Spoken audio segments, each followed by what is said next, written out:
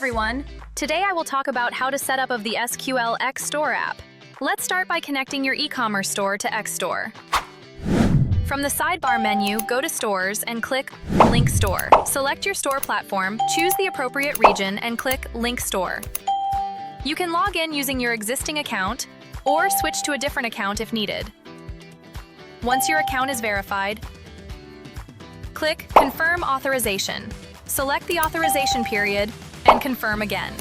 Your store is now successfully connected. After linking, X Store will automatically sync your product, order, and payment data from the past 3 days. To prevent system overload, sync actions will be temporarily locked for about 10 minutes. Once the process is completed, manual sync will become available. In this step, I'll show you how to sync stock items from SQL account for product mapping and quantity control. Make sure your store is mapped to the correct stock item location. Otherwise, the items may not appear after syncing.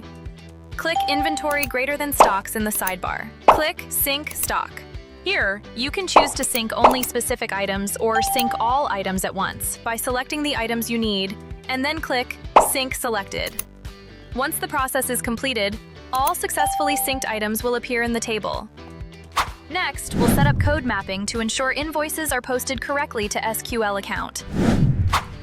Sync stock, customer, location, and payment codes from SQL account to map codes such as location, project, voucher, discount, shipping, transaction, payment, and customer codes for invoice posting to SQL account.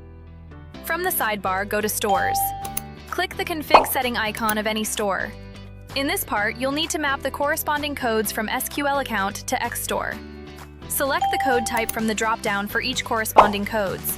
Once you've completed the mapping, click Map Codes to proceed. A success message will appear once the mapping is completed.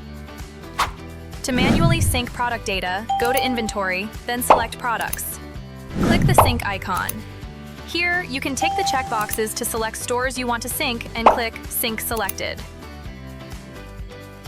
To manually sync order data, go to Orders. Click the sync icon. Here, you can apply a date filter by selecting a date range using the date picker. If no date range is selected, the system will automatically sync data from the past 3 days. Select the store, then click Sync Selected.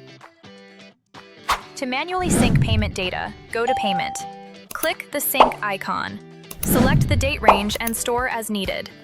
If no date range is selected, the system will automatically sync data from the past 3 days.